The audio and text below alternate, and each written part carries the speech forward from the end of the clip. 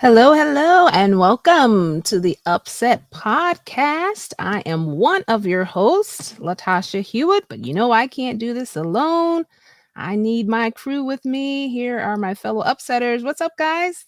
Hello, Happy game everyone. day. Good to see your family. Good to see you. Happy Sunday. I knew you was gonna Yes, say it's brothers. so Go good to be Bucks. back. Knew it. Oh, Sorry, no. Cowboys. Oh, no.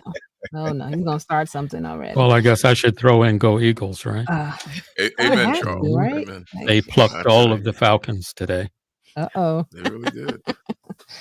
There's that sports talk. Well, guys, we're live. If you couldn't tell already, just on the commentary we've had. We promised you guys, after a few pre-recorded episodes, we were coming to you live today. We're here to take any questions that you have. We're going to try to get to as many of them as we can. We're going to try to, also, if you want to call in, don't forget calling in. We have that number back up. If you want to call in and ask your question, the number's there, 301-969-8375. Or if you just want to type your question in either chat, we'll see those as well. All right, so as we're waiting for the questions to come in, there's kind of been a lot going on. I feel like every day there's just more piling on of what's going on. And, we were talking about just this layering of grief. It's Tally's face. Tally's face. Yeah, once you said piling on, he just was like, okay. He had something. Go ahead. This is just the face I was born with. It's unfortunate, but it's all I get. No. But I don't know about you guys, but I've been seeing hearing a lot of people sharing about losing individuals, and even some people very close to us. It's like every day we're hearing of one person. And I know even in the Adventist community, well, our very own Frank Leggett, of course, Yes. recently lost his wife, which is still, I still haven't processed that yet. I hear the words, I see him, and I speaking, and it still hasn't set in. And then Elder Bradford, I think there was just like silence that went over the whole Adventist community when we heard about that. And I know some of you have some stories of your encounters with Elder Bradford. What a blessed life he share? had, though. I just want to. I mean, I know that he passed, and it is very hurtful, and the loss is great. One of his nieces attends my church, and Patrice Johnson, and she told me her uncle was 96 years old. What a celebration of life, and how God kept him so long and strong in his mind, So I just wanted to celebrate that, just this loss thing is I have minimal words because you're right. The grief just piles on top of each other. So it's kind of difficult to recover because you constantly hear one situation after the other, especially after Sister Leggett, and then Sister Carol Wright, then she passes less than 2 months, after her family, so it's just tough right now. We all need each other. Well, Elder Charles Bradford is one of the legendary, in the history of the annals of Israel. David talked about his mighty men, and then there were the three. There were a lot of them who were mighty, but then they would say, but they did not attain unto the three. And in our circle, we had the three: Brooks, Bradford, and Cleveland. And now Bradford joins for the ages that magnificent three. And I had the privilege of being mentored by Elder Bradford several times. Wonderful. I wish I could tell some of the story. He was so much fun, so witty, and he was one of the three best preachers that I have ever heard in my life. So I honor his memory. Amen. I used to hear a lot of stories about him when he was the president of North American Division. Right, the first one. One colleague of mine said that he was at the division. This was before they joined the General Conference in that one big building there. And they had a building, their own office building on Carroll Avenue in Tacoma Park. And I remember stories coming from there. I visited there a couple of times, but they said when Bradford would come in the morning and there'd be several committees working in the building, and they needed him to be a part of those committees, especially if they were taking votes on things. And they said Elder Bradford was, well, affectionately known then as Brad, would go from committee room to committee room and stay there for, maybe 15, 20 minutes. And he says, okay, good. I support it. Vote it. And he go to the next room. He says, okay, that's great. I support it. Vote it. And he go to the next room. So he was quite a colorful guy. And I when I had to go to the general conference for meetings, I would run into him at the in the cafeteria. And boy, you talk about colorful conversation. He never called me by my first name. He says, Williams. How you doing, Williams? How's it going up there at Allegheny East, Williams? Elder, they're fine. That's not what I heard. No. You probably did say something like that. Definitely a character. Definitely colorful. I love the Very adjectives. Colorful. Very colorful. Yes. So many are using some of the same ones. And even just yesterday, with it being September the 11th, the 20th anniversary, even just hearing that 20th, because I remember, I'm sure like most of you, what I was doing that day. The very moment. Yes. I mean, I was literally in Pine Forge. I was teaching at Pine Forge Academy at the time, and I was in my little trailer, getting my students together, and they called us all to the main building because, of course, we had some students from New York and some who had parents who worked, downtown or near the trade center. And so it was really intense, and just seeing the images and having to comfort children when you yourself are terrorized. It was just, I'll never forget that. It was crazy. And we had to call in a chaplain for everyone. It was just amazing. I remember that day clearly. I was in my office, my cabin office, by the way. It's before the media center. And I happened to be live streaming. I think it was NPR, or I was listening to the radio, NPR. And they said a small airplane, flew into the World Trade Center, So, oh, wow, that's weird, So I went on the internet, and there they had the, live video going. And I was shocked. Is this real? And I remember running over to the annex to see Dr. Trusty. And I said to him, Trusty, I said, do you know what's going on right now? He said, no, what's going on? He was in there reading or whatever. And I showed him, he logged on with his computer, and the first place he went was to the academy. He says, I got to get over there. He says, because I know there's some kids that are from New York, and they're probably petrified right now. So I do distinctly remember that day. Couldn't get anything done the rest of the day. No. Yeah, I remember that day. I was don't laugh, y'all, a freshman in high school. So, all right, everybody laugh. You were born. You were that old? Yeah. So I was at Forest Lake Academy PE class, and I remember everyone swarming to the coach's office. And when I walked in, I was just like, okay, what new movie is this? Like, what is this about? Like, there's no way this is real life.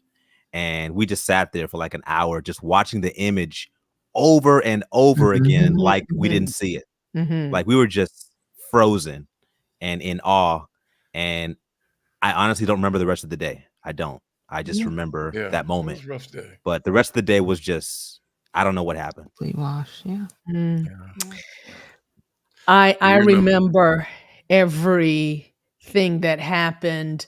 At the time, I was managing a home care rehab department, and we were right next to the hospice department. And I remember one of the nurses running down the hall screaming, "We're under attack." I think we had heard about the first plane. So we were thinking, man, what happened? Someone must have been sick, and they hit the building, something like that. And then she says, no, our country is under attack. There's another one. And so we had monitors around, and all the monitors were up, and of course we were glued to them. And then when we start to see the tower shut down, them all break down from the fire and destruction. I mean, it was so horrific, Mhm.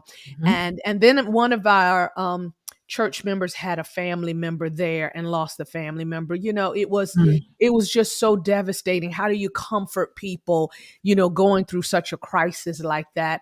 And then, every year, commemorating, what happened, it just keeps the wound so fresh, Yeah. And so it is just a tragic time. And certainly there's nothing that we can do to forget that. It's going to be always an open wound. I don't care what anybody says. It's always going to be that way. I remember my kids were two kids were going to DuPont Park School. And while they were there, a man named Elder Anderson called and said, "Pastor, the building got hit by a plane." I was like,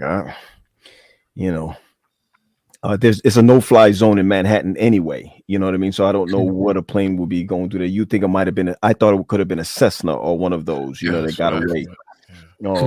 And then when the second one hit, I went over to the other building. Miss Q and myself, she was the principal. We were walking back from the first building to the second building at DuPont Park, and we heard, the concrete moved. And it wasn't the Pentagon. Pentagon was already hit at that time, but it was the jet scrambling to at that time to Pennsylvania. What we believe it was scrambled. All the windows, the cars were moving. They went in supersonic force over there. And so I'll never forget that day when I saw martial law, 495 shut down, 95 shut down. Planes. Serious. I think that was we had a funeral that day, and the funeral was called off because it just kept going. Yeah, you just no one knew what was going to happen next. That was the thing. Everybody was just on the same side. But 20 years later, here we are. Yeah, and one of the things about that is it did have a unique way of bringing us all together. Those who knew people, those who didn't. At that point, I think we were probably the most united as a country we'd been in a while. Although, and the same caveat, Islamophobia. And that definitely was high. Fear of others who are different than you. People who are wearing their gear. Now, all of a sudden, they're targeted. Yeah, that was just because they have this belief, and this is how they dress, and this is how they look, things they can't really control. Now they become targets of hate and vitriol. On that very day, I remember certain campuses, college campuses, that week, like they were doing what they can to protect their international students, because many of them were afraid because certain Caucasians or other Americans started to attack and pick on them. So they were terrorists. But yes, we did rally together as a nation, but we did see the truth about our nation on that day as well. That's true. Yeah. Absolutely. And I think we see the truth about our nations oftentimes. Right? Yes. We do. We see ugly all the time. That's right. And if any of you want to share in the chat, if you remember kind of where you were and what was going on there, we're going to, this is a topic go round. We're here to just tackle anything that you guys want to talk about. We were just having some preliminary discussion. I do see a couple of questions popping up, team. You guys ready for some of these? All right. No, she's here. Hey, Tiff. Hey, Tiffany. Hey, Tiff. That's one of our very popular fans there. Yeah. Yes. Don't you know? I guess that's how I'm going to say your name. Don't you know? Has asked, can you speak about Carson Bird's movement to another conference? How and why does one conference ask for someone from another conference? How does that work? That's an example. That can happen. Well, Carlton Bird. Carlton Bird was called by the Southwest Region Conference to serve as their president. An invitation that I am sure he was totally surprised by and absolutely caught off guard. Yeah, but let me remove my tongue. Why are our brethren laughing? That means something is behind that. Oh my goodness. The thing is that the way you get called to one conference is typically there's a lot of shadow movements and people whispering in corners because we don't have open elections. We have this weird construct. But Carlton Bird, who has roots in the Southwest Conference and had long been mentioned as presidential material, For was several invited. conferences. Yeah. Yeah, I mean, and a great evangelist, great pastor, and now as a conference president, he's can oversee that, I guess, in Southwest. But typically, if someone wants to move from one conference to another, the move is made from the conference office to another conference office, asking for that individual. Typically, it's an ordained person, and the conference office. It's sort of like a semi-gentleman's agreement. The conference office has to approve of it, and then you make the relocation. Uh, you might know more, Pat, than I do about that. So You're what about actually the involved. constituents and the meeting they have every 4 or 5 years? Can't a conference like Allegheny East meet and say, well, we would like to draft a minister from another territory or region to serve as our president? Can we do the same thing, or is that against the law? That's Well, if very you do that in interesting. Allegheny East, the lightning would strike from heaven, the earth would quake, and a plague of locusts would descend upon the conference. Allegheny East is known for choosing its leadership from within its own field, and so. Mhm. But Yeah. I mean, And but all the- there's no law preventing us from calling someone from another conference. it's unspoken. It's unspoken that it's like that. Northeastern is another one that's like that, where Yeah. everybody comes from the inside. But I mean, it's something that's not it's not a rule. And when there's someone that have that type of leadership qualities, the same as Buddy Bird, I can call him Buddy, he's a friend of mine.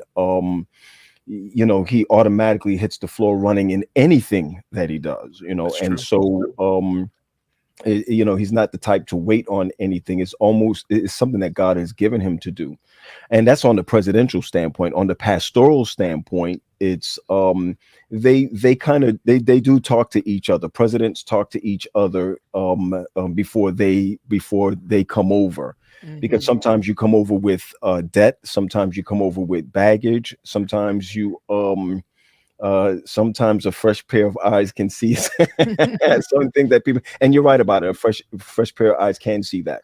But in this case, Allegheny East, Northeastern, and probably one other are the only ones that they really come from the inside coming out, even though there's no rule. I'm with you at that, Tally. And I do want to share too, that can really be a blessing because oftentimes there are gifts that are unrecognized. You're thinking of little David. No one's looking at David, they're looking at the other brothers who are in the military, but God had someone else that had the gifts, and so oftentimes people are rushed by because they're just unfamiliar, so I think keeping it in the family can really be a positive. There might be a blessing in the backfield. Hey! Here we go. Oh no. The We do other have a caller, side of right? it- the other side of it that I would add to this to really upset it is that the problem with the president being amongst your colleagues is that people don't respect them as president; they respect them as colleagues. It's almost difficult to take somebody out of your peer group and put them in charge of something when you guys pitch marbles together. So they don't really it takes a while for them to be able to respect that, which is one of the reasons why it's almost set up that you take them out of their best parts early. I mean, really early. So that's why you see the best preachers or the best pastors when they should be in the field. We take them and we put them in the office. Tally talked about it before. Horse feathers. Yeah. I, I react to that strongly. First of all, I think the concept of president is one that may not necessarily line up biblically. The idea of having someone to preside over the others. You definitely need leadership and you definitely need organization. But the concept of a president where one person is invested with an enormous amount of executive power does not find its place anywhere in Scripture. The closest you get is when Israel said, "Make us a king," Right. We know how And that look what turned out. happened with that. Yeah, we know how that Mhm. turned out. Well, So, can I push back on that, guys, Tally? Real quick? Go ahead. So And- Romans 13 says, let every person be subject to the governing authorities. So to have authority over a group of people, I suggest that government is godly and God-made, but politics is man-made. That's why politics is messy. But there's nothing wrong with governance in itself. Mhm. I will push back Hold on. against that slightly, and that Nick, is, go Paul ahead. was simply acknowledging that which existed, not ordaining or endorsing it. Trust me, when I assure you, the last thing that Paul said was not looking up at the axe wielder under the authority of the emperor of Rome, saying, "Well, I guess if this is what the higher authorities want." He just was acknowledging that you have to respect it. He wasn't Right. endorsing it and saying that this is what we ought to have. And then politics is not always bad, right? Didn't we say No, that politics is necessary. It just gets messy because we are messy. It gets Yeah. crooked. Our politics get particularly messy because we don't acknowledge or admit to them. Mm. I mean, nobody is ever running for president in our conferences. It just so happens that on one special day, there's a going in the mulberry bushes, and they hear their name and they say, "Well, I never." Is it And then me? they pull a speech out of their pockets. I just happen to have this with me. Well, and Oh. I go back to it. That that many of the nominating committees that come together, or executive committee members that come together, there are many on those committees that don't understand the work of administration or even of pastors as it is. I think that there needs to be more time for them to understand what the work is. I mean, we don't do this for Apple, or we don't do this for IBM. We don't do this for Yahoo to pick people to be on your board just because you know them or they're friends of yours.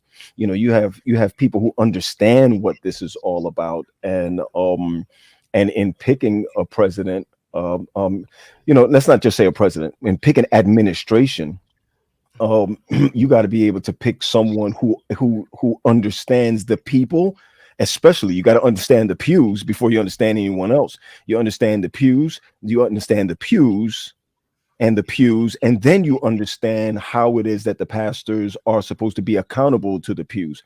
Once that comes together, I think that is it is the reason why. And now let's go back to the first question. Is the reason why Buddy is where he is right now, because if nothing that he understands the pews.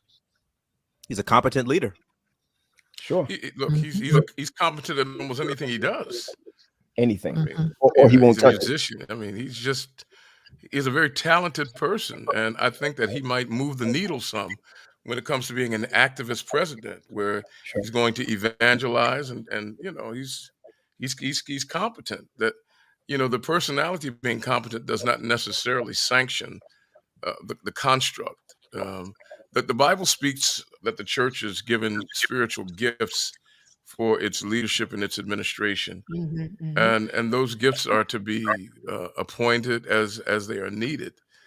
The construct that we have is not necessarily endorsed by the listing of those gifts, but and that is not to say that gift represents a static state of how church governance should be. It's just that our system is more in line with some other denominational system that we copied from, and it doesn't necessarily serve us best at this point. It isn't evil, and it's not holy. It's just a system. That's right. Well, are there any suggestions for our conference? I mean, we're talking about, Pastor Bird. He is an excellent choice and excellent. Are you trying to steal Pastor Bird, Marlena? He's already stolen. Let him go. My question is there someone similar for our conference? I know they've been asking questions. Everyone's supposed to ask their church. Oh, survey. The survey. How about some names that could be, because hey, God does have people out there. So my question Scouters. to any of you guys, yes. It might be you, Marlena. Aren't you ordained? Have mercy. She is ordained. She could. That will not happen. But Hey, no. When I saw the list, when I saw the list, Uh-oh.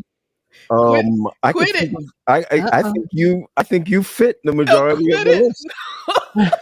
Tiffany Brissett needs to call in. Absolutely, but my lips are sealed. Oh my goodness, Tiff. Call the We have number. callers. Before you We do have it, callers now. don't we? Yeah, we do have. Yeah. there is And a caller this- that's on. He's been waiting for a while. I'm not sure if he's going to be talking to us about Yeah, we 9/11 can change up. or whichever, but it's all We open. can change up. It's Yeah. all open. But let me everybody know that you can call area code 301 and it's 969-8375. We put it back up. So the callers could call us about any show that we have done, not just the last show. Am I right, everybody? It's like yeah, any Mhm. topic. Open the Any mic. random- Topic go around. Lord, why did we say that? So we're gonna ask for Johnny Tucker. If you're on the air, go ahead. If you're on the air, you're on now. Yes, I'm on. Johnny. Hi, Johnny. Okay, Johnny. For you to take my Ja- call. A little more volume. I can't hear Johnny myself. Johnny, go ahead. You're on the air. Oh, my volume is up high.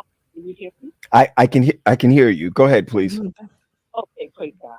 Yes, as I was saying, thank you so much for taking the call.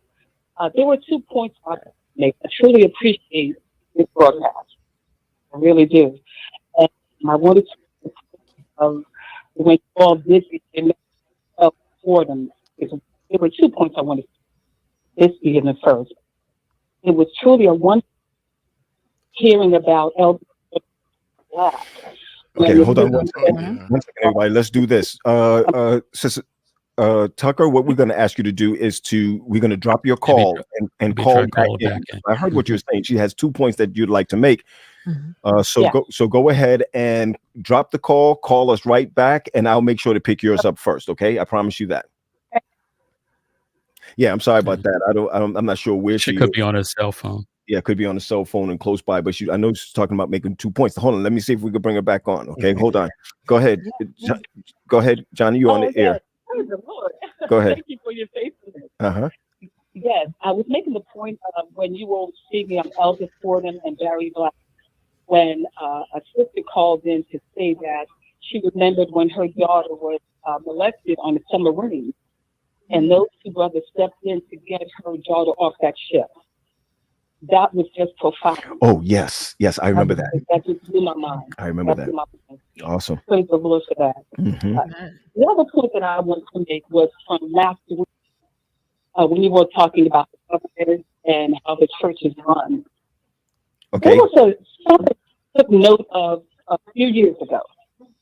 And the first one was that when the church stopped calling the pulpit a pulpit, and it was called a podium. Mm. And then I noticed when we were no longer a congregation, we were referred to as constituency. And the third thing I noticed was that the preacher was no longer a preacher, he was now a speaker. And the fourth thing that I noticed, God is just so wonderful that the sermons were no longer sermons. They were called What was that last one? What was that? It was no longer called sermon, now called sermons. It was a program. program. And I noticed things, and I was going, okay, Lord, where are we going? Where is our spiritual? Where are we going? Wow. And so it doesn't blow my mind, for lack of a better term, to find out or to know now no church anymore. And Elder, we said last week that we're not even the movie, we're now an institution. Mm-hmm. And I see that it came about because it really hurt when the pulpit was podium. Well, I'm at the risk of interrupting you. I'm not sure that experience is shared by all, and even if it is, I think that the verbiage does not necessarily contribute to the quality of what's going on. Whether you call it a sermon or a program or whatever, or whether you call them constituents or a congregation, I sense that it doesn't change the quality of what exists. I mean, that's just my thoughts on that. Well, I think terms sometimes have to be viewed contextually. you know, at a constituency meeting, it's constituents, but it's still congregations from all over, the members of congregations. So I think some of those terms may be attributed to a context as opposed to a trend change. Semantics. We do have another question coming from Brianna. She said, instead of people coming from all over for constituency meetings, could it all be put in an online polling system, kind of like, since names are all pretty much chosen beforehand? Oh,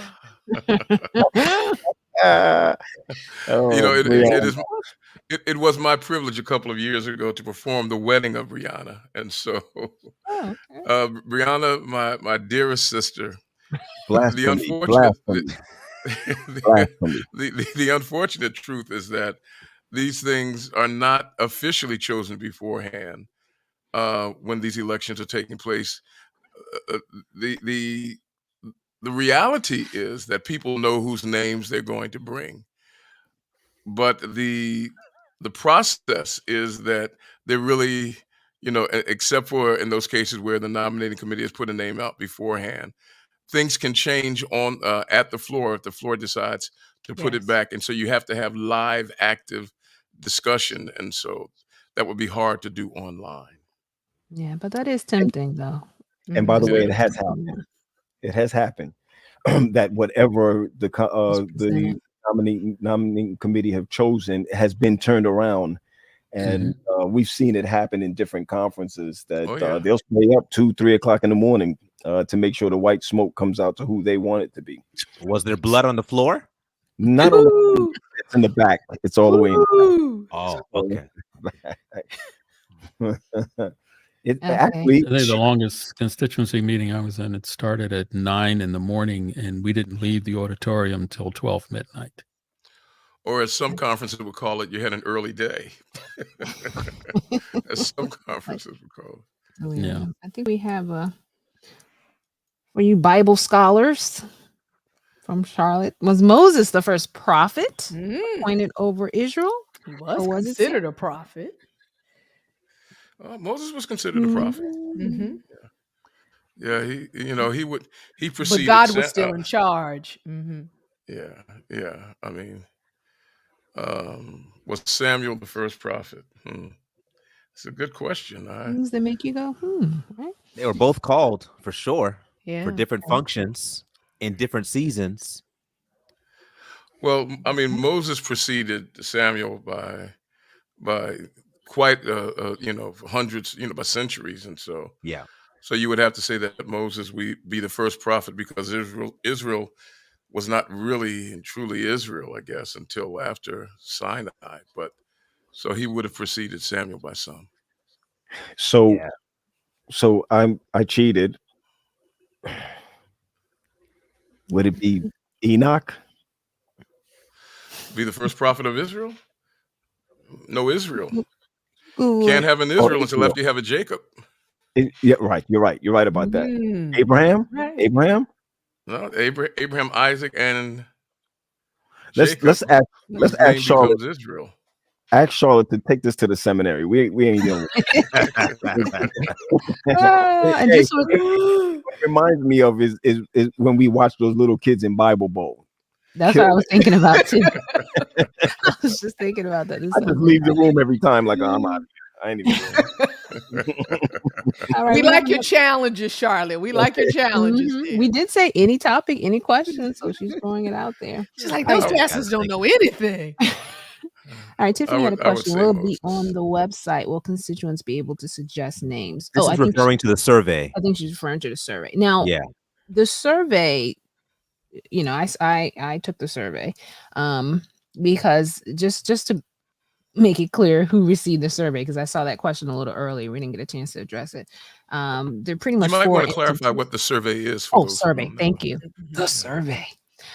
So many of you may have seen that the executive committee has asked for our AC family to pray every Wednesday leading up to our next executive committee meeting as they deliberate on the next president for Allegheny East Conference. During that time frame, there was also a survey that was administered by the Columbia Union to various entities that make up AEC. Those include our pastors, the office staff, local elders, and our educators. So some people were asking if it's kind of just an open, it's pretty much just a sampling. I'm assuming the elders are meant to represent the local church as they typically do. So it's not an open survey per se. And the survey does not specifically ask for names. I mean, if someone chooses to type one in, I mean, I'm sure they're fine with that. But she said her response. Oh, I'm sorry. So to answer your question, no, it's not an open survey that will be placed anywhere.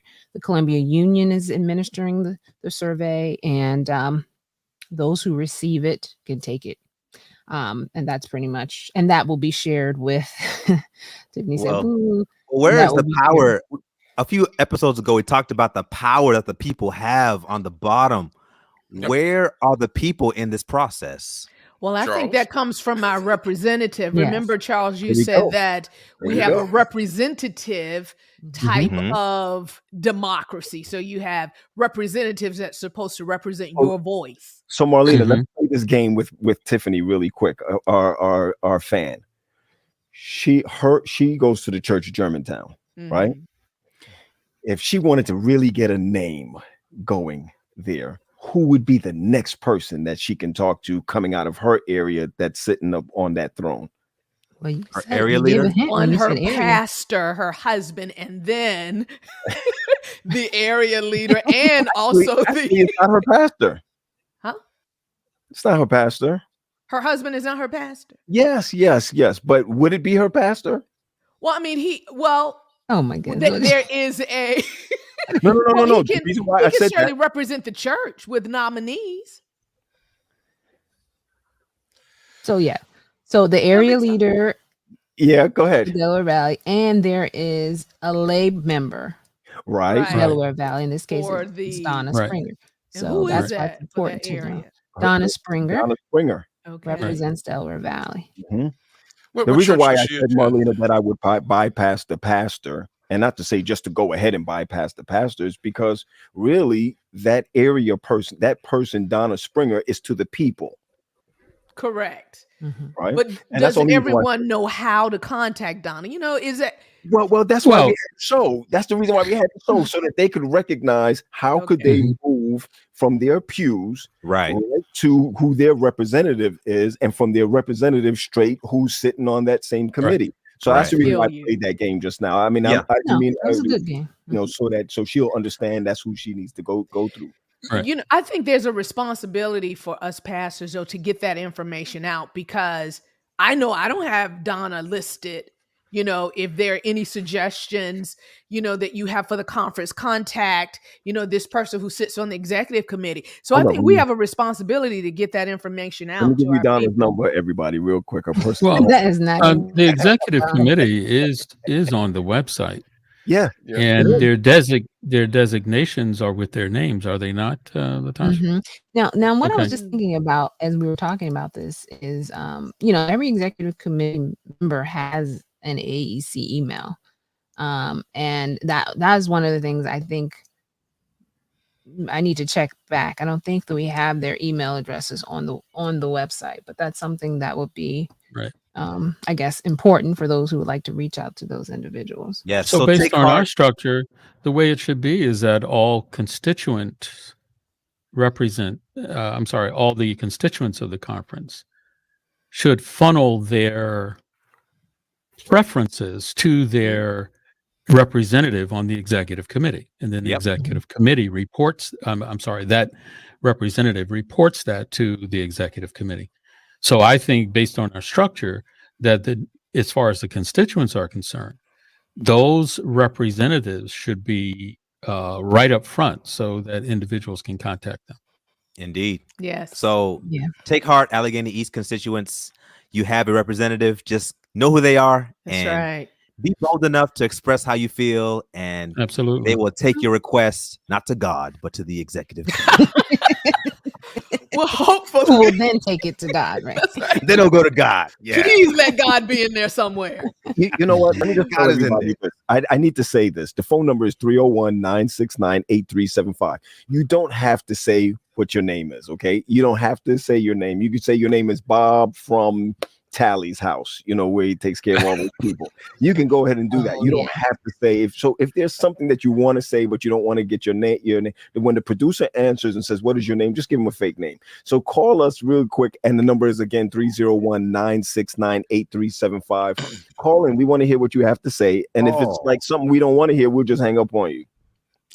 Okay, so a comment the from good David. doctor, the good right. doctor has Thank a you, comment. Dave. He said, "Let's be honest. This is the first time an executive committee has asked for any input on anything. The first time. The question is why." Flesh and blood did not reveal that to Pastor Defoe. I don't That's think Well, we had a that's a president good to die question. before either.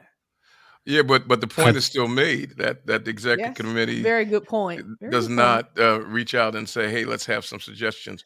What was the purpose behind that? There are a couple of reasons, but Charles, I'm sorry.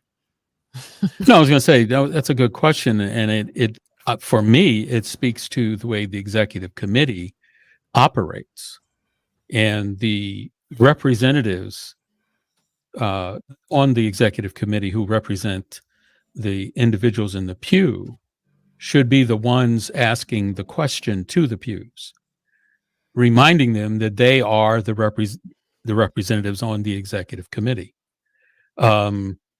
The president of the United States just does press conferences, but the Congress folk, they're the ones that have to answer to their constituents. And a lot of times they will go against bills because they've communicated that to their constituents, and their constituents say, "No, we don't want that bill." So they come to the floor and argue against a bill because their constituents have said to them, have communicated to them that they don't want this bill. And I think we should operate the same way if we truly have representatives for the members on the executive committee. Mm-hmm. If I might speak a bit to Dr. Defoe's question, why did the executive committee ask for input? Now, it should be noted that this is not the election of a president. This is the appointing of a president, and to fill out the remaining term of another president. Why did they ask? Did they ask because they needed help trying to figure out who's in the field? That they're not going to get that from a survey. Is it because they needed help figuring out what the job description entailed? They're not going to get that from the survey. Is it because they were not really clear on what the protocols are? They're not going to get that from the survey. To be honest with you, the timing of this situation where you're asking a third party, the union, to compose an instrument and then disseminate it and then receive it back and then collate it for you does not even allow for time to digest a survey. Elder Defoe asked a very good question. Yeah. What is your answer? So what is the agenda? What is the agenda? I'll take a stab at it from what I've heard from a representative forum. Ladies and gentlemen, the final words of the communications director of the Allegheny County. No, I mean, that's a question. And, just as someone alluded to, the executive committee has never been in such a unique situation where a conference president has died tragically during office with 1 year left in their term. And it being such a heavy loss for an entire conference, it was believed that the conference, as part of its healing and being part of, this joint healing as a conference, to have some type of input, even if it's just with prayer, is why this was the unique situation in which the conference was asked to be involved. So that's one explanation that I've heard. So otherwise they would have made the decision themselves. I mean, they did have the power to do that. Right. And by the way, not to bypass the president, they have the power to do that with directors and any other position that's being held, not just the president position. So it's even though they come with recommendations to them and they voted, it's still not just for the president as far as it's concerned. I want to keep my mouth shut, but I ain't going to. I'm gonna say what I gotta say. Upset this whole thing. To me, you should know your job before you're sitting in the seat. Yeah. That's my thing. To me, my problem is that that from the time my great father in ministry passed away, we should have been praying for a leader from that time on. And that's my sense of it. So if you want to really upset this whole thing, I hate when if this is not just this committee, I hate when we throw God in the mix of everything. The God card for our foolishness. Play the God card, right? And I wasn't there when they did it. I don't know what violin music was playing when they did it. I'm not going to get into all of that. But my thing is simply this. It's hard for you to bring up God and somebody step up and say, nah. I prayed about it already. Let's go ahead and continue with the system. Everybody going to look at you like you're the devil. And really, you ain't the devil. We just really trying to get the party started. So as far as I'm concerned, I'll be the first one to say, because nobody don't want to say it. My thing is, when you sitting on a board, I sit on Pine Forge board, I sit on disciplinary committees, on all these boards. I need to know what my job is before I sit there. But that to be fair, just because someone is aware of what their job and responsibility are, responsibilities may be, they also aware of the time that they have to make those decisions, and the executive committee chose to take their time in making that decision. That doesn't mean they don't know their job. That just means they asked for more time and more input. So it was a stall with a spiritual excuse. Well, I don't know about that so much, guys. I come from corporate America too, and while you should know your job, I think still as church there has to be a God component, because you can have someone very skillful, they know their job, but they got the worst attitude, personality. They would tear this place up. And so you have to have some input from the Holy Spirit leading you to make the right choice. Because I know God would often choose someone with the right spirit who was trainable, but had a right spirit, versus someone who had total knowledge. See, Marlena, I see you, Pat. I see you. Our people are weighing in, guys. The way you said it, I can't fight against that. No, the way you say it, I can't step up and be like, Marlena, that's foolish. I get, Nick, because the problem with you is that you ain't got that much time as far as you retiring is concerned. You ain't got that much time, so you can say whatever you want. Ain't got long to be here. I'm bound for the promised land. I'm putting up another question, because I think we've heard this before, and we kind of alluded to it when we talk about the AEC culture. So Anthony's asking, why doesn't the conference have a line of succession for the office of the president? Why can't this just be something where somebody just falls right in line? It's designed this way. Well, it's actually more designed not to be that way.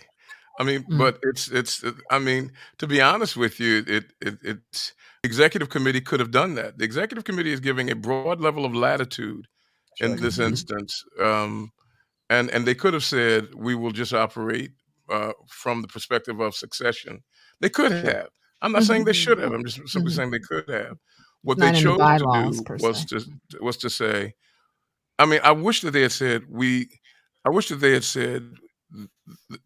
we are living under such an umbrella of brokenness and pain that we're not quite ready yet to act on the replacing of someone that we love dearly and miss sorely. And so we will wait and come back and do it, because to answer Marlena's question in that is this. You do want to hear from God, but hearing from God is not predicated on having the union create a survey. I think that the survey, unfortunately, is going to be a distraction, allowing some people to feel that they have an input that they don't have, and distracting people away from the actual hard work of figuring out what they need to do next. If this executive committee was saying that we need a survey because we're not sure what to look for. After being on the executive committee 4 years and working with the chief executive officer of this conference, then I would have a problem with the executive committee. Bottom line. But I thought they were really putting it out there, as Tosh had said. They wanted as we're mourning, they wanted everyone to feel inclusive, that they could have names. And then the executive committee is going to do their job with the names that have come forth, as well as other suggestions they may have. Do you really think that they're going to collate, suss through, vet, and evaluate a listing of names that come from every corner of the conference? It is inconceivable and impractical. It's not going to happen. And that's why, even if it's sincere, it's a distraction. It is. And and that's the thing about decisions like this one. You're going to have differences of opinions about how certain things should be handled. And in the end, whatever the vote is what the vote is and has to be honored. But so also, I'm sorry, go ahead, Tosh. No, go ahead. You just disputed our whole organizational structure. If our church is organized from the bottom up, and if the people don't have a voice, you're saying, okay, I understand the whole thing about the survey it's a distraction, but if you really want people to put in input, you're just saying, hey, don't worry about your input. We don't need all those names. We're not going to vet all those people. We're just going to choose a select few. Then that's still just the board making their own decision. In the case like this, it should be noted that the people's voice was made almost 5 years ago, when they selected an executive committee who is charged with the task of operating in the absence of full constituency between constituencies. So in this case, the voice of the people. Tyler, can I add one thing to Sure. your one thing I want to add is that they have the power to interpret. Listen to it carefully. The executive committee has the power to interpret the bylaws. I accept that. Yeah, okay. The reason why I wanted you to accept that, because I do agree with you, by the way, 110%. I'm saying that from the time that this situation have occurred with the president passing away, and by the way, I'm gonna go spiritual with this. I believe God's gonna get his way anyway. That's not my thing. He's going to get it anyway, whether we don't vote until 22 or not. God's going to get his way anyway. My thing is that I just want us to be able to understand that when you have a job to do, that is something that you had weeks to be able to get together, weeks to be able to pray, weeks to be able to come to how this is going to be, to come to a meeting that we're all anticipating, to say, let's put this survey out to see what you should have already known in 4 years. That's what I got a problem with. All right, we have some comments coming through that I want to say. Go ahead, Charles, while I'm putting up some of the comments. I was just going to say, I mean, I'm of the opinion that the executive committee should have done their job when they met on this topic. And we wouldn't be having this discussion right now. This is a very unique situation with a president that passed away that had 1 year left to go. Yeah. The other executive officers have served for 4 years. And I think the executive committee should have, at that last meeting, should have been able to assess who would best step in as an interim. Yep. To finish out the term. Whether we agree, I think the survey business an and everybody, giving their opinion into the constituents and sending in names, I just think that's a waste of time. Well, Donna had a comment, just because we want to balance, we like to upset things. We don't want to hear from Donna Mitchell. Hey, Donna. She said, could it be, let's consider, could it be that in these drastic times, they are realizing they need to do something different than the normal process? Sure. This president could be the last chosen, and we need the right person to lead this movement for the crucial times we're about to face. Donna brings up a good point. Good point, Donna. We need change. We need change. Help me. I'm a little slow. What's the good point? She's saying that because these are drastic times, meaning we say, hey, you know what you're supposed to do, just do it. But this is not something that the executive committee does every year. This is not a circumstance that the executive committee is presented with time and time again. And she's saying, but they should be astute enough to do it. But guys, what if God has a good option out there? He already does. This was the way to do it. Marlena, you're right. You know, what if? I ain't God, though. I ain't God. No. Listen, well, I mean, you just never know. For which we give praise. Upsetter. You know why I like when we come together off camera and on camera is because we have the ability to be able to push our opinions, to know what's even really right. Come on, you know that we love God, and we know, even with this, I'm gonna say this. I'm not pushing to the side what the executive committee has done. I'm not pushing that to the side. I want God's will to be done no matter what happens. But there are those who are listening to us. There are those who are sitting in the pews that have the same questions and the same, same rigor that we have. And the reason why I want to be able to touch it is because there's sometimes when we get to the point, and I've done this in disciplinary committee with Pine Forge. Don't go by the rule book, y'all.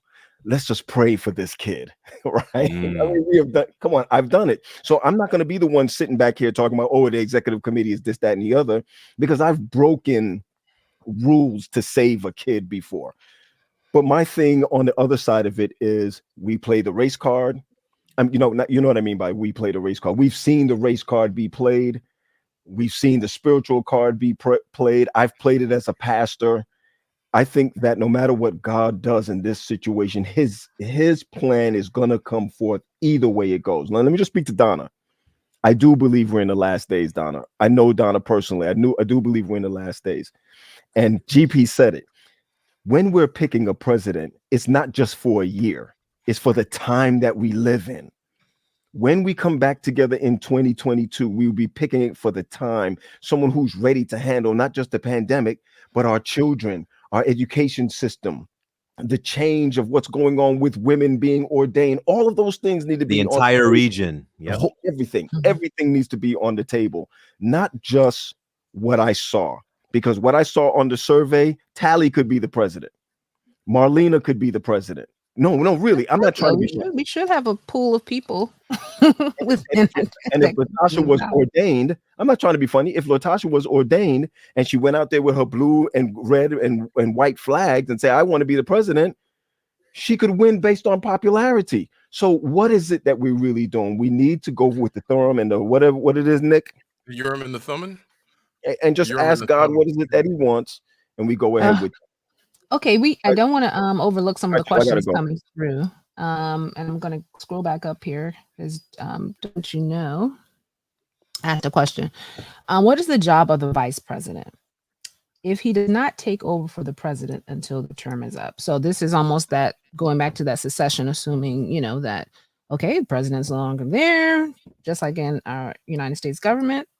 The vice president. I would have thought he would be appointed, just to serve out the time, because we've got a constituency next year anyway. That's what I thought would have been done. But precisely. I just think we're making this thing more complicated than it needs to be. And we have a tendency to create our own blessings and then attribute it to God. I hate you, Chuck. I really I just do. I mean, God forbid President Biden becomes incapacitated. Right. All right. Immediately, who's sworn in as president? The vice president. Okay. Now, the legislature later on can call for another election if they want. But at that point, Kamala Harris is the president of the United States. And if she becomes incapacitated, then my understanding is that the Speaker of the House. So there are rules that keep the governance moving the way it should be. Now, I'm not privy to the bylaws. I'm not sure what exactly is there that suggests how we should handle this. But I just think we're taking this thing far and wide. If we had lost our president the first year of his presidency. Thought about that. I think maybe, yeah, we need to go down this pike, but we have 1 year to go with 2 officers who have served with that president, who knows the mechanism of the conference as it is now. They better. So 1 year more, I don't think it's going to matter a whole lot, because within that 1 year, that would give the conference and the constituents an opportunity to get real granular with this whole office of the president and who will be that person for the next 5 years after the next constituency. Chuck, I just think. Go ahead, yo. Go ahead. Yeah, I was going to say, David Defoe made an interesting comment. He said, our beloved president passed while on FMLA. He was not active. What was their plan? And so I agree with Pat. Bring him on the show. Send him. Just bring him on. Just call in, David. Just call in. Yeah, it's calling. When you say what was their plan, he was scheduled to come back very shortly. But I was going to say FMLA is only for a season. You have to come back. That was understood. The week that he passed, he was coming back that week. Right. He was coming back that week. So if you want to know what the plan was for him to simply have come back and they will resume. And as far as I understood, as far as the executive committee did give marching orders to the executive team, to the administration on what they're supposed to do. Chuck, I'm with you 100%. This is the problem. Said that Kamala Harris should be our next president. No, we need to talk about that later on. Here's what I'm hearing. If you go through the bylaws, my understanding now, GP, because I know you like this stuff, is that there needs to be a change of wording. If you want to be able to move ahead, there's a bylaws committee that we don't pay attention to. See, we start until something happens. So now we're looking at bylaws and all of this and all of that now, because honestly and truly, the bylaws state that the person does not walk into the president's seat. It has to be, the person has to be appointed. And here's the thing, not as an interim, y'all. No. Yeah. They're appointed as and I know that. I'm just making a point for people who are listening. They are the president. They are the president for the 1 year, and things can go right and wrong, or wrong and right within that 1 year. Why we have to be careful. So I'm with the executive committee as far as that's concerned. But what Allegheny East needs now is not another love song, Nick. Not another love song. It needs change, right? And I think this is the perfect opportunity. That's why I'm on their side. If they say we need more time, I go both ways with it. We need more time. We got to be careful of what comes up next and who we pick next to be able to be the bishop of Canterbury, because it's going to make a difference the next 10 years down the road who we pick in this 1 year. All right, the concept of vice president is relatively novel to us. Remember, it used to be called the executive secretary. That's because the person who was selected for that role was selected for specific purposes. Sure. And so the idea was that the person that you selected for executive secretary may not be the person that you wanted to sit in the executive office seat. So that's why you didn't have ordinary succession, which is not to say that it couldn't work. It's just that's the reason why they changed the name to vice president about 25 years ago or something like that. Not that long ago. Not that long ago. I was here. I've only been because Elder Fordham was executive secretary, I thought. Yeah. I mean, I left. So Nick was in the world when all of that happened. When we have presidents and vice presidents, and we know how to handle this. But you like that, Nick? That's bad. You didn't have to come back. Just forgive me and move on. Okay, that was a nice little transition discussion there, and relevant to what's happening in the conference. Now we are at our hour. I'm hearing a little echo. But if there are any other. What happened? If there are any other questions, any other topics, we don't have to stay on this. Is there anything else anyone wants to throw out before we close? Donna did have another comment. You're all right, Pastor Graham. God's stop there. Go back again. No, go back. We don't want to focus on him being right. Don't say that, Donna. Too many times we have not listened to his will, and he allowed the will of choice, right or wrong, to be done. May his laying on hands for the chosen one be listened to this time. Amen. Wise. Yeah, God does have a permissive will, you know, He does. and even through our foolishness, God can still work out of our chaos. That's right. In the end, His will be done. That's the comforting. I defy anybody to say that what God wanted 6 years ago was Donald Trump. Wait, say that one more time. Don't let him say it again. Don't let him say it. I mean, and those who think that what happens was God's intended will. I just remind you of Donald Trump, and I'm not sure what we're echoing, but you know, sometimes God, as GP was saying, God has an intended will, a sovereign will, and he has a permissive will. Like, I'm going to let you do that. It's like when your children come out of the house and they're wearing a polka dot shirt with striped pants and a plaid tie with green hair, and you look at them and you say, I'm gonna let you do that. It's not what you intended, but I'm gonna let you do it, you know. And so sometimes God lets us walk around in our polka dots and our plaids. Can I just ask this question, Chuck? Who's this lady, Carrie Lawrence, that's in here? You know who that is? Oh, she sounds like a woman who's going to have an unemployed husband soon. Yeah. Said, I'll yeah. find out when I go home. He told us who the radical one was. Another example, Saul. Yeah. Right. Oh, here's a whole other... God did not want Saul. He permitted Saul. So someone asked the youth leader a question: will we ever bring back the Olympics for this conference? Oh, thank goodness for a topic A change. change, right? Come on now. Make a decision right now. You know what your job is. Oh, we Get him. Get him, darling. Get him. Ah, yes. And now the knife Yeah, twists. Pat has that look on his face like, oh, okay. Go ahead and We're take gonna your go 14 there. to 30 days to pray about Pat's it. playing for that black cat to come charging through his room again. Yep, any minute now. Well, what we're gonna do, we're gonna pray about this for 30 days. We're gonna put a survey out to try to figure that. No, I'm not even trying. Let me just answer that question. Olympics was coming back when the pandemic hit. We were starting back with track and field first, and then had softball and volleyball in different areas that came out.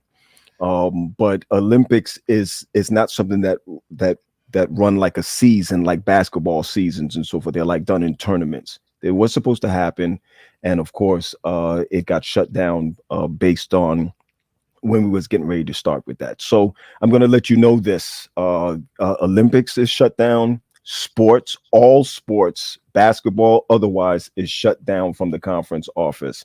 We don't have camping, any of those things until we get some relief as far as COVID and all that is concerned. But so will we ever bring back Olympics? The answer is yes, we will bring back Olympics.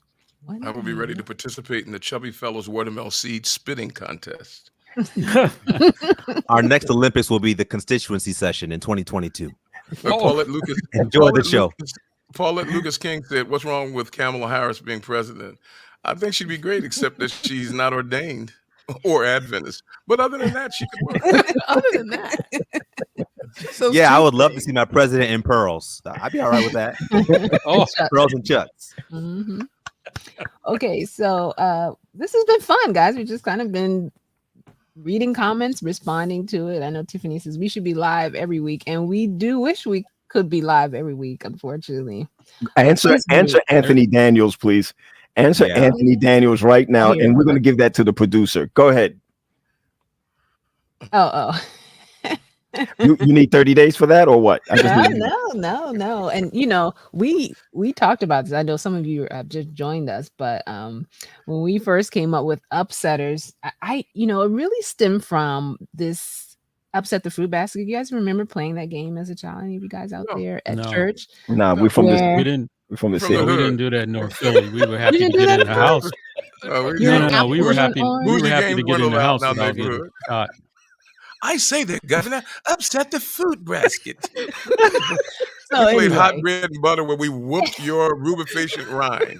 And come and get your supper. Have peas and butter. That's right. Well, y'all are old. You go rolling across the table. I say, Governor, isn't it fun?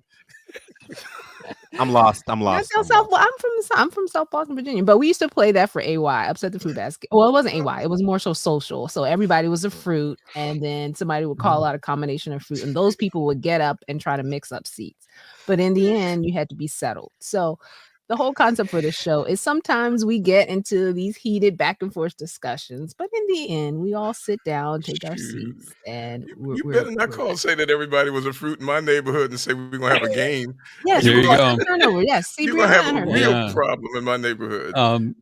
There was a question from Deke from Philly. Do you see that? Okay, let me go back. I saw I see YouTube. Okay. And I'm glad you asked that, because that was going to be one of the questions I threw out to the group. You know, we always try to come up with topics we think will be good, and then something else happens in the world and it kind of gets thrown out.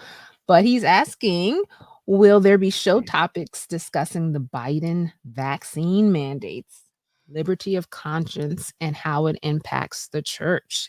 Those are some good UpSet topics. Thank you. Now we're taking note. Anybody else have some suggestions? Because we'll tackle anything that you all want us to tackle. Where can they send their suggestions to? Okay, so if you want to, you can put them in the chat right now, or if you'd rather just email us, that's fine too.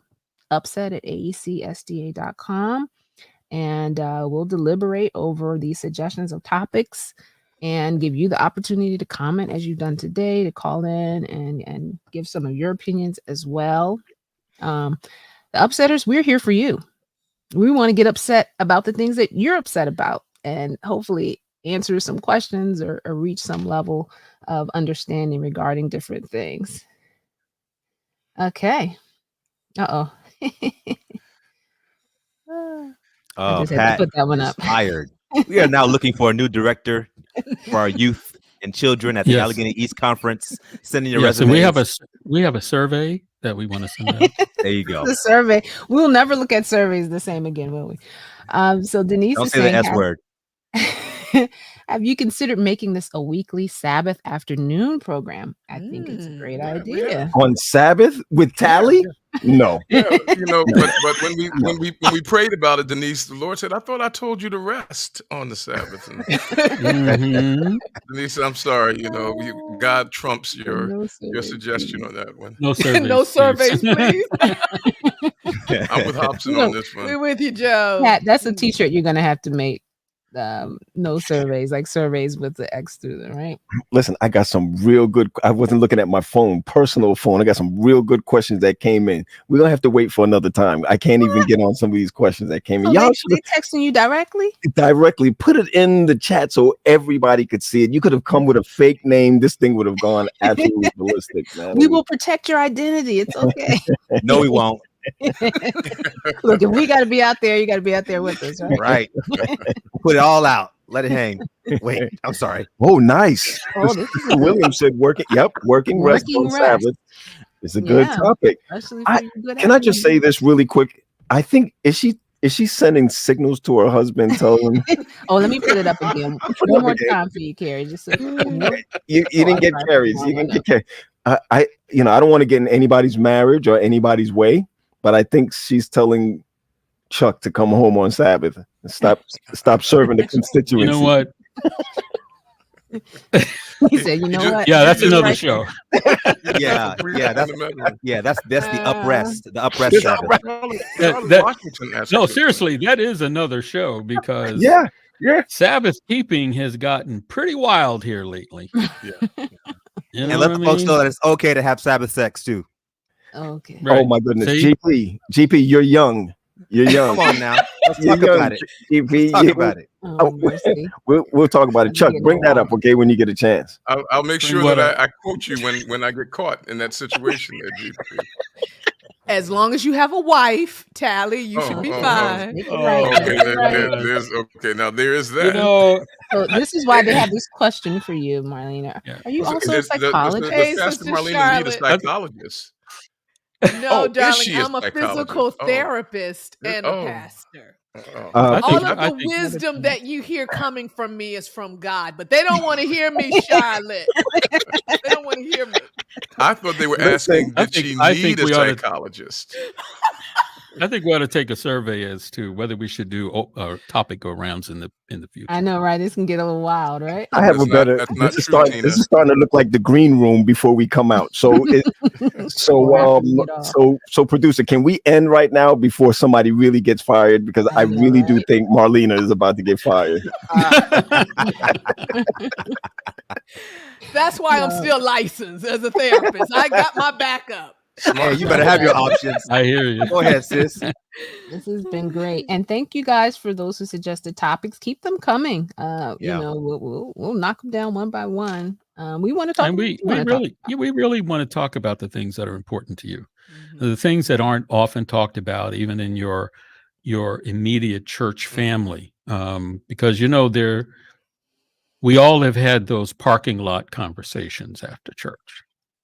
You know, you go out in the parking lot and you say that because you don't want to say this in the lobby of the church. The meeting after the meeting. The meeting after the meeting. And I just think we should have a forum where constituents of this conference, whom we appreciate, by the way, those of us who are employed by the conference, we appreciate our constituents, and we want this to be an open forum for you to express good things and not so good things. Yeah, and it's okay. Yeah. Like, it's okay. And we still love each other. We disagree all the time on different things, and we love each other. We're fine, right?